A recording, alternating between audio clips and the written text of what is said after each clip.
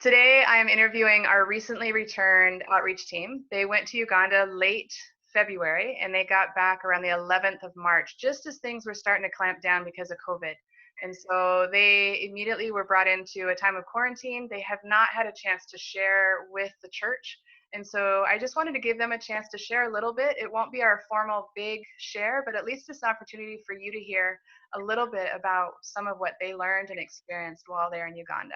So let me introduce you to the team. Here is our team. Everybody say hi. Hi. Hi. It's a great team, and I'm looking forward to having you guys get to know them a little bit. So I'm going to have them first introduce themselves and share whether or not they've been to Africa before, and just in a couple of words, what their time in Uganda was like. So let's start with Michelle. Hi, I'm Michelle Raymer, and it was my first time to Africa, and hopefully not my last. And the words I would use to describe my experience there would be an amazing gift from God. Awesome. Thank you. Kyle? Hi, my name's Kyle Sewell, and it was my second trip to both Uganda and Africa. And I just find Uganda just amazing. I love the people there. Awesome. Thank you. Hey, Kevin. Hi, my name is Kevin Breakreitz. First time ever in Africa. 3 words, God had a plan. That was all I had to say. I mean, it's just wow. That's awesome. Awesome. How about Brenda? Hi, I'm Brenda, and it was my first time to Africa, and like Michelle, hopefully not my last. And I would say the experience I had was just warm and inviting, and felt at home right away. Awesome. How about Bernie? Hi, my name is Bernie. First time to Africa, and again, like echoing everybody's words, hopefully not my last. And to sum up Africa, the people are absolutely amazing and truly a blessed trip. Miss Eleanor? I think you're on mute. Miss Eleanor, you're muted.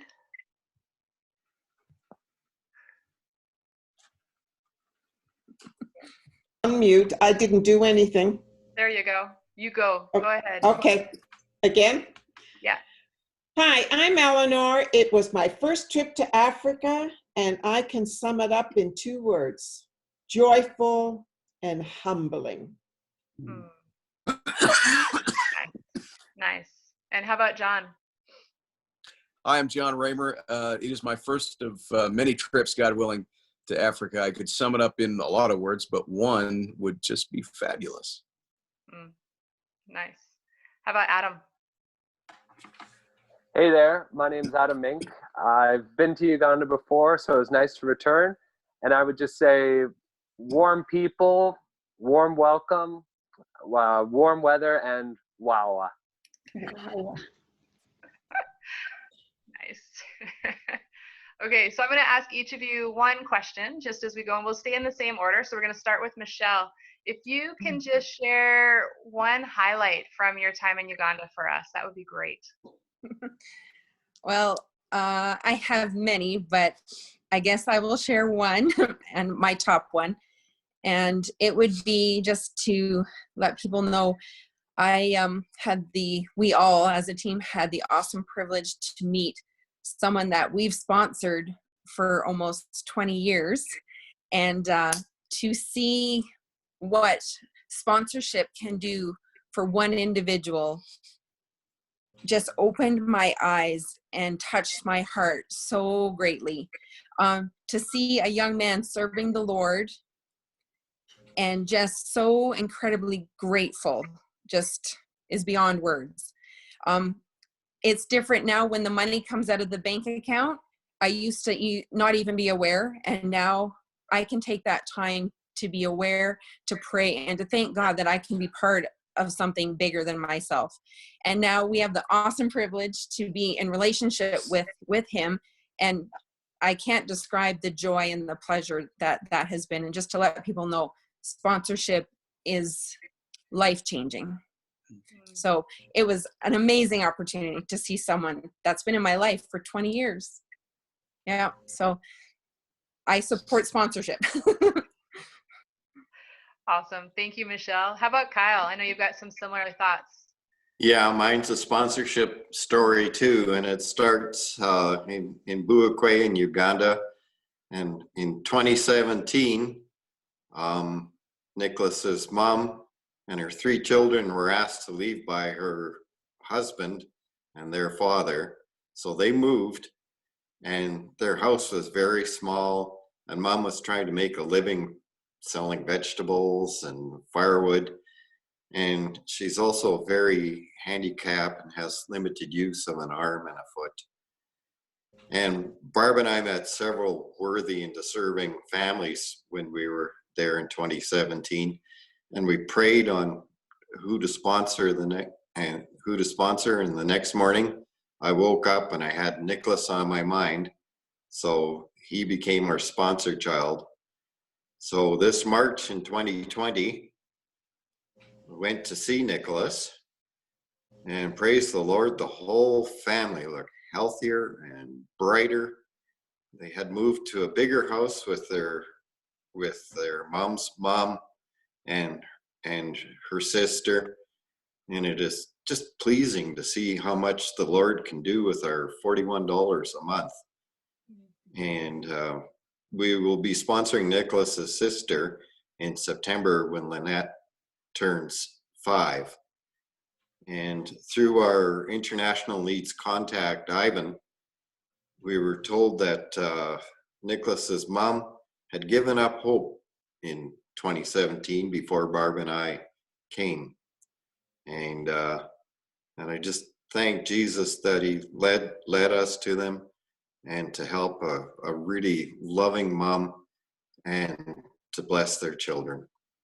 And just as a side note, the house that they were living in 2.5 years ago has collapsed. So I'm glad they're in a better home now. Thank you, Kyle. That's awesome. So I would love to ask Kevin, how about for you? What was a highlight for you? Well, I'd have to say going through soccer. Last minute, I actually packed my cleats and my shin pads, not knowing what even God is going to do with them. But little did I know that he had a use for both me and them in Uganda. In short, I met Pastor Alex, who is the pastor on the campus of International Needs. And he uses his soccer team that he's involved with for ministry to reach out to Muslims and to lost young adults, men in the community. And they play on a league team. Well, after 4 practices and 3 games, God did a couple things for me. One, he fulfilled a dream that I would never have thought of. He allowed me to play soccer in Africa on a competitive team, which is just amazing. Second, he gave me an amazing relationship with Pastor Alex that I'm still in contact with, and we support each other. And lastly, he used me in a ministry that he had going on there that there wasn't even an agenda to talk to these people. So it was an amazing opportunity that grew friendships with these 18 to 25-year-old men. They embraced me as their teammate, friend, showing publicly by holding my hand, which is a custom in theirs, taking selfies with me, and even in the end, actually giving me one of their team jerseys to remember them by. What was amazing is that I was able to share my testimony, talk to them about overcoming peer pressure. And the last meeting that we had, sharing Coca-Colas after a game, I shared with them how to live with God and challenge the ones who didn't know Jesus on the team to ask Pastor Alex and to seek it out. So just amazing. And by the way, my cleats and shin pads, they're still in Africa playing. Awesome. Thank you so much, Kevin. So I'm gonna switch the question up a little bit to Brenda and then Bernie. The same question. You guys take it as you wish, but what would be something that you learned from your time in Uganda? I would say one of the biggest things I learned about was generosity.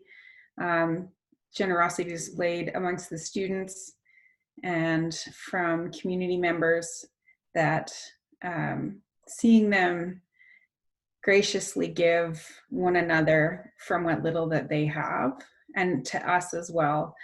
We visited Village Savings and Loans meeting one day, and they're just starting off and they're just starting to get their savings together, and the whole community put together a big harvest of pumpkin and sugar cane and avocados and sent a whole van load of produce back to us, because they're so thankful that we would come and love and support them.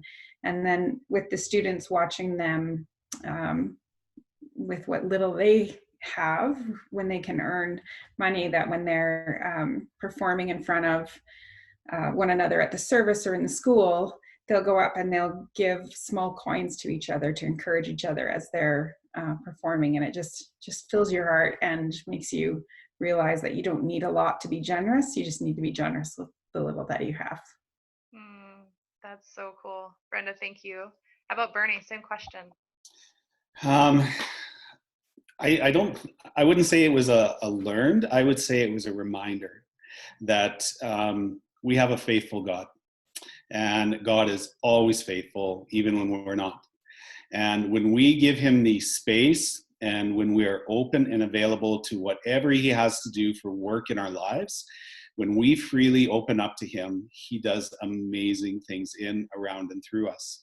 And the other piece is that when he puts something on your heart, we have to be obedient to that and to step out in faith, knowing that he has already went ahead of us and prepared the way. He gives us the words to speak. He gives us the courage to step forth.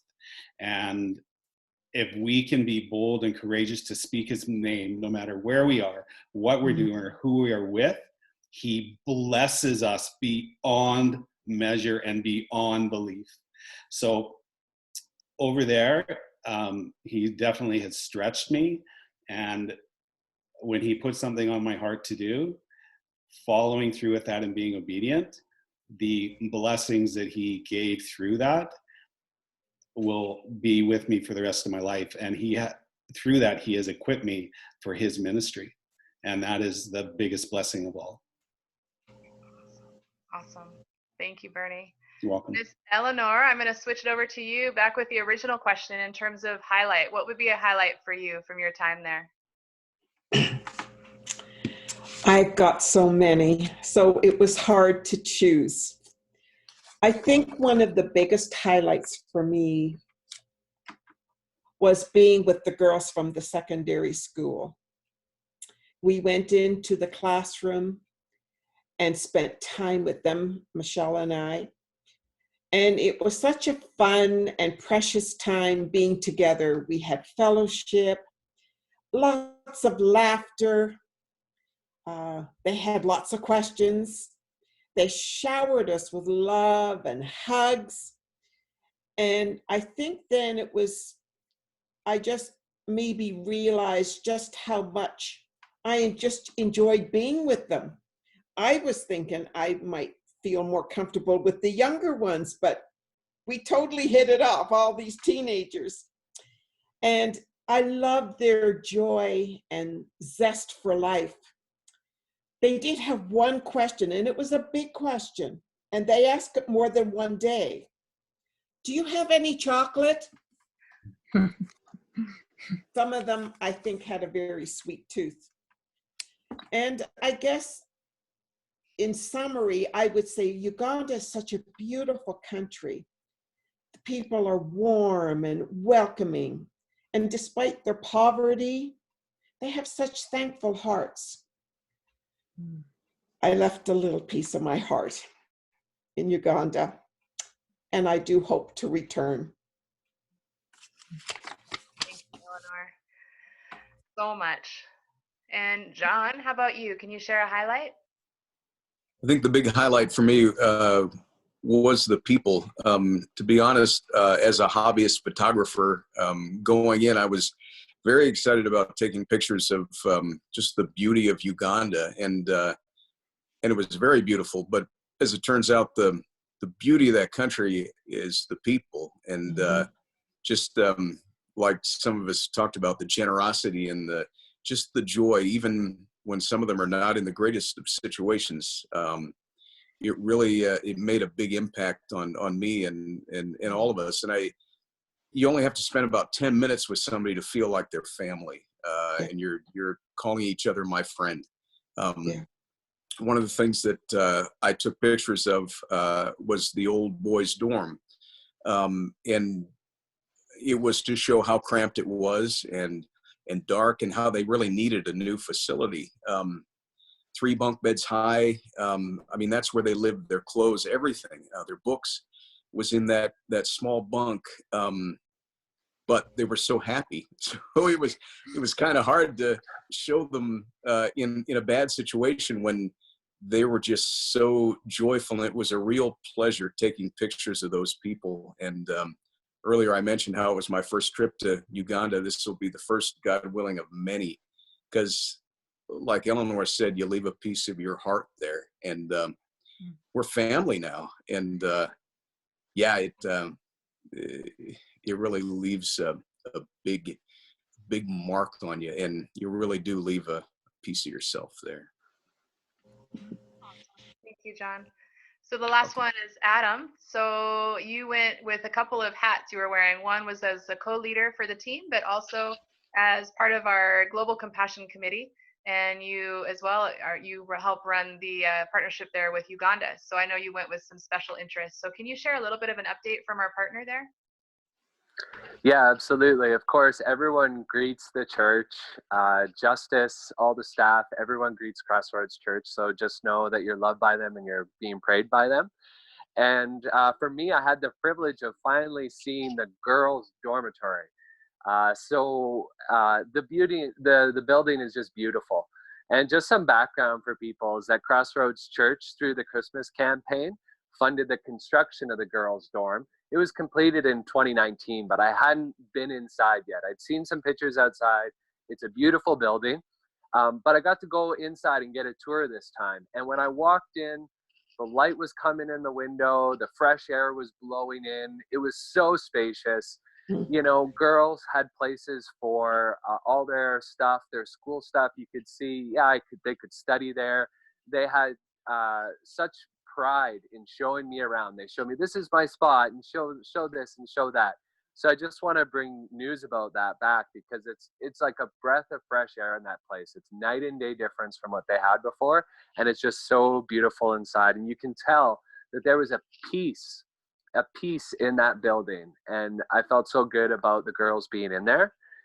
And then we were also able to see the new construction for the boys' dorm and participate in it. We got to throw some bricks around, try to help out as much as we could. And so that's our current focus at Crossroads Church. And so to see the foundation laid there and know that the boys get to see that every single day when they walk up to their classes, and they said to them, that gives them hope that they're being invested in and they're being cared for. And I got to talk to some of the boys who will be in there when it's completed, and they're just so excited to move into those conditions. Awesome. So good. You guys, thank you so much.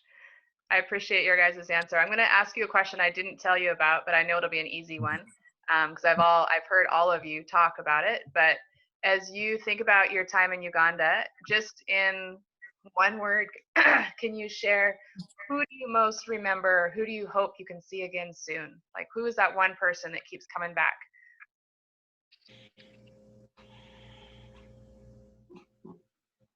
Go ahead, Michelle, you start.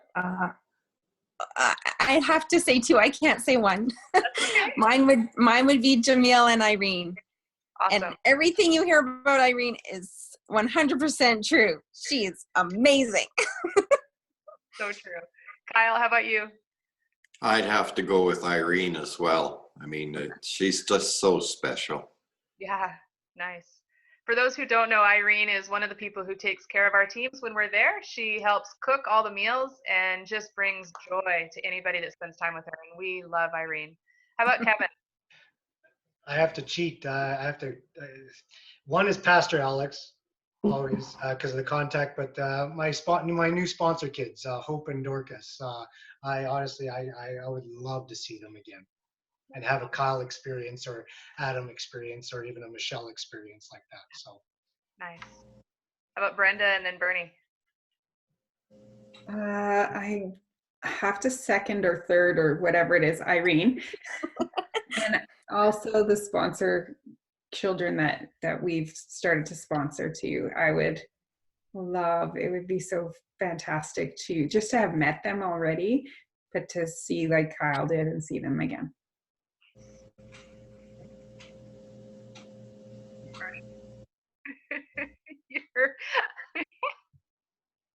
Hold on.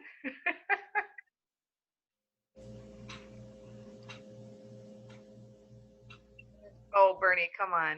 You're unmuted. Muted. Mute.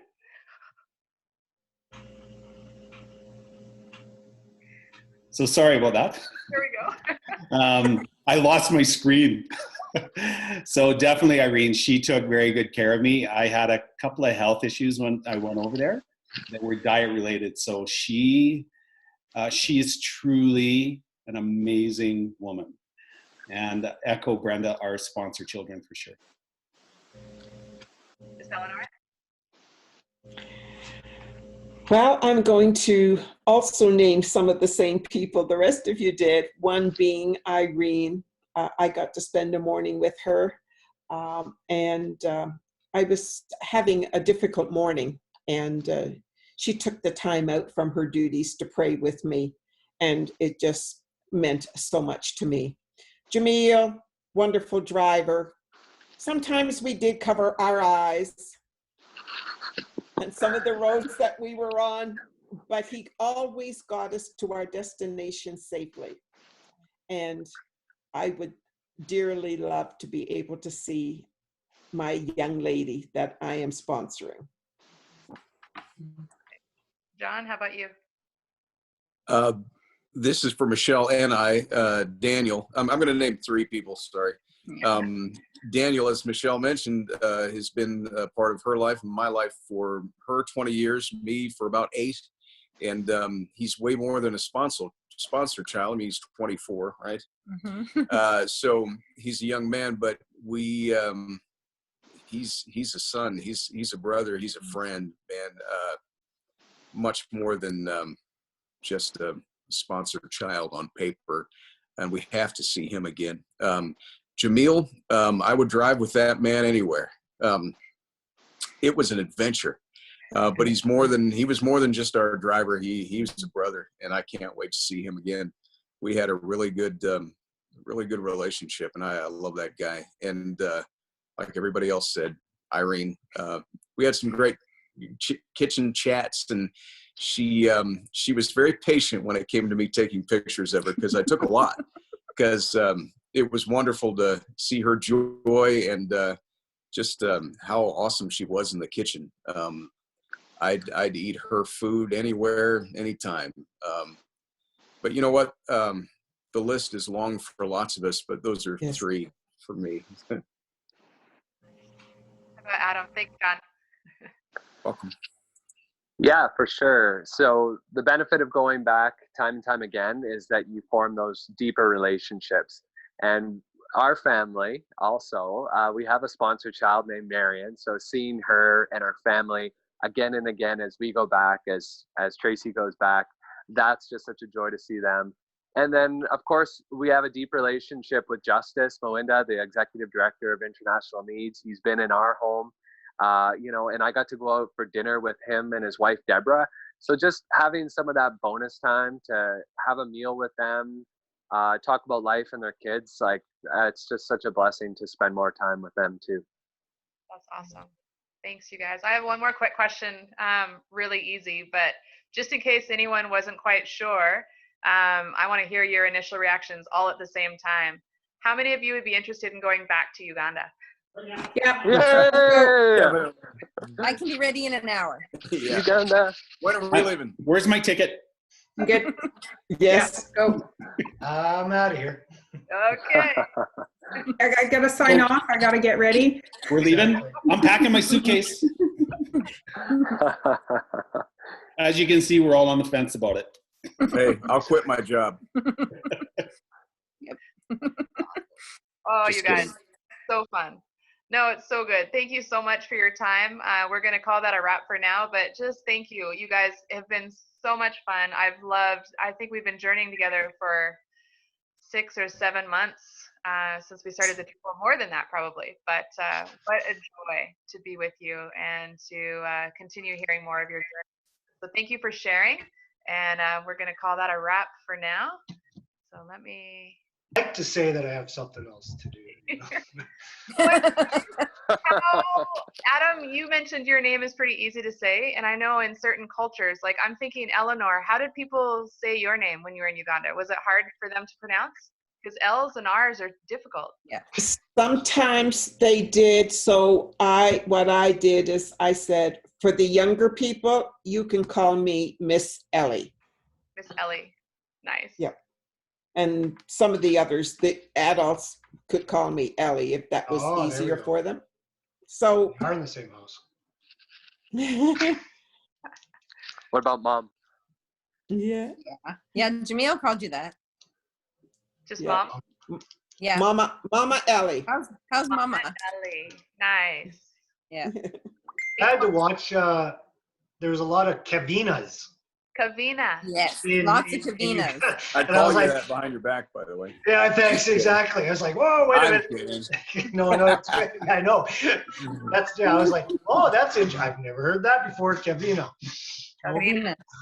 I don't know. People just barked at me. It was the weirdest thing ever. Yeah. Especially the So why guys that at the happened? gate. Especially after Bernie barked at other people first. So he was always Right. first. I wonder what their I first knew- impression I knew of you that there was was. something. Like, is this guy all there, or is he? Why is he barking? What do you mean by Trying to barking? be rude? Can you guys tell me what you mean by barking? I may have barked. Literal barking. Oh, he'll show you. Yeah. Here, go by the person. There you go. Oh, Only no. Bernie. Oh. That story didn't come out earlier. Does anybody have a funny story that would be appropriate to share about someone on your team? Ooh, you're recording again. Like when we were in the van in the jungle tour and we're sitting in the back, and Adam, who's been to Africa many times and has been shot at even in Africa, Yeah. and we're And he in the says, back of the van, and he says, well, this is new. experienced this before. You know you're having an adventure. Adamism. Oh, Yeah. that's awesome. And you know when Jamil tells you to get out of the vehicle, like take him serious. Get 'Cause you out. better get out. Right. It's getting treacherous. That's true. Eleanor and I stayed in. Did you? Oh, nice. They did. We did, because they all had to get out and walk, because that was the day they were making a new road. Exactly. There was no road. So they Because made where enough we're going- of the road so we could drive over it. Nice. Which Where we're involves going, there are basically no roads. pulling down the jungle with a backhoe. Yeah. Flattening it out. Literally. Yeah, he literally swept it with the backhoe so we could drive over it. Mhm. Yeah, we had a few adventures and they were awesome. Yep. Very, very cool. Nice. Hey, one So thing. how many? Oh, go ahead. So how many gigs does it take to get all 19,000 pictures, John? How many? You won't need all of them. Lots of them are. But I don't want Michelle to have to go through them. That's all. Well, I'm not. Oh, We got 600. oh no. There's She not- already has. We have There's- them down to 600 pictures. Yeah. yeah, I have that, but there's stuff Yeah. in there that I'd like to have, and I know you have it. So Oh, he's calling you out. I hear some negotiation going on. Hey, you guys, let me ask another question before we wrap up. I'll- Still I'll recording. go. I'll go. Does The anybody want to 19,000. share a little bit about what church was like that first Sunday? Oh, Glory. that was one of the things, but I didn't think I had time to share. Go We ahead. went to the school and had church with the students. It was awesome.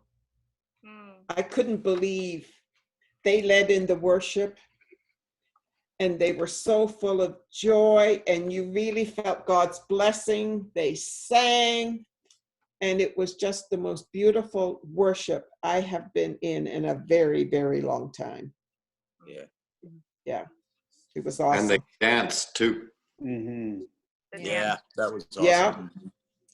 Yeah. Their faces just beamed with joy and God's love. It just sort of radiated from them. And I'm thinking, wow, our churches here in North America could sure take a look at how they worship with such freedom and utter abandonment to the Lord.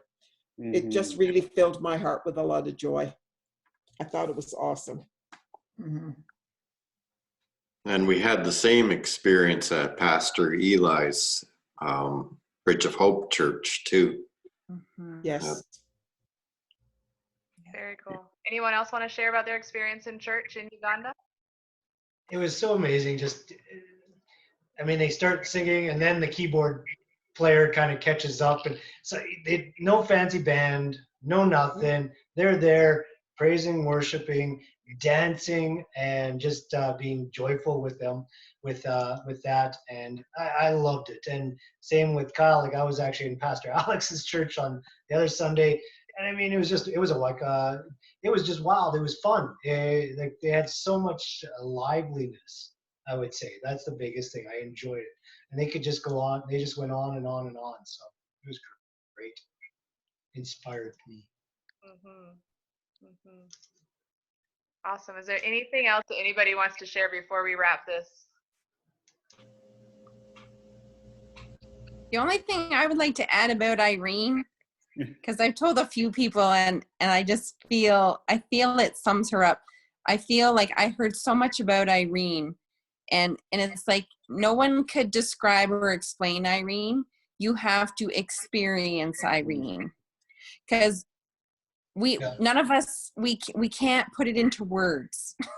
No. She is a one of a kind special lady. Mm-hmm. And we're all better for knowing her. Absolutely. 100%. Yes, absolutely. Yeah. I consider it such a joy and a privilege to call her my friend. Yeah. And she's an awesome cook too. Mm-hmm. That she is. And I'd like to mention, I mean, Sarah, the whole process to get us there and to take us back, one with Crossroads, with the way you guys have trained us and prepare us. Like, it's just amazing. There was no homesickness. I didn't feel any of us really any homesickness or anything like that. And shell culture shock, which was neat. And then Sarah to guide us there and to bring us in and to look over us and to take care of us. It was just amazing. I knew we were in good hands. I mean, especially with the famous DMC, super dangerous motor. What was it? Super dangerous mechanical condition. Yeah, you're not going in that van. She goes to me one time, but no, it's awesome just to have that kind of people there to help enjoy the whole experience. So thank you to Crossroads, and thank you to International Needs on that part too. Yes. It was nice to have Sarah more directly involved with us this time. When we were there in 2017, she had a lot of other jobs with IN or the school, or I'm not sure which. And so we didn't see a lot of Sarah. And I enjoyed her much more this time. More time with her. She kind of came alive with us a little bit. Nice. Whereas before it was just somebody that kind of showed up and every now and then. So I liked the way they handled it, and having Sarah meet us at Entebbe. That was fabulous, rather than having a midnight orientation where we're all falling asleep. Right. I think one of the things that I can say collectively as a team, we fit into the warm culture very well. Yeah. Yes. Get into the warm culture, relationship based, and where we didn't really have to worry about a clock, which was absolutely fantastic. Yes. Yeah, the shock was coming home, Oh, yes. going into isolation. Yeah. Like Yes. I'm a cold climate person as far as my personality goes, and I'm finding it hard being isolated so much. And you go to the store and people don't want to talk to you in case you give them a disease or something. You know, it's hard. It is. Yeah. Yeah. There are better days coming for sure. Yeah. Absolutely, there is. Yeah, Yes. I'm counting down. May 1st. After this, every day will be better. Yeah. Yes. Yeah. God has a plan. Totally. Yeah, he We does. have to stay the course and trust in him because he will lead us through this. And it's crazy, Kyle, because we're so used to it as a cold culture. Yeah. We can kind of adapt a little bit to what we're going through. And what they're going through with the schools being shut down, everything except food, except for the food stores. That's it. That's the only thing that is open in Uganda right now with this COVID-19. They said, and it's very hard. And Pastor Alex has even said it's been very mentally hard on them because they're so used to getting out and meeting each other. They have to actually stay in their house. Like they don't know what this is, and trying to fend for themselves to get some food and stuff. So I mean, they're saying, yeah, pray for them. Good news is that they're looking to lift up things probably a little bit earlier than even us, because it hasn't been as affected, they said. So it's kind of nice on that part. But yeah, what a crazy, like try to be isolated. That's like death to them almost. It's kind of crazy. It's when you think of it. So. Well, yeah, think about you guys, how much, if you were able to step into the same room as Irene and you weren't allowed to go near her, right? And, Yeah. right? No, I can't imagine. No, I can't Total imagine. waste of Don't want time. to. Yeah. So it would be so much harder on top of all of the economic issues that we know are Yes. there already. They don't have the safety nets that we have here. But yeah, you add in that warm culture, that total, they love being with people and communities. And to Relational. lose that would be so hard. So absolutely. It's a great point, Kevin. Okay, you guys, I think I'm gonna wrap it up if that's okay. Thank you. Can I say one last thing, Trace? You can. Okay. So just from being there multiple times, one thing I do just want to share with the church is that now that we're focusing on education and we have so much freedom on the International Needs compound to go up to the secondary school, to just walk around, it is such a great experience. And if people haven't been there lately, it is so great for building relationship with the students.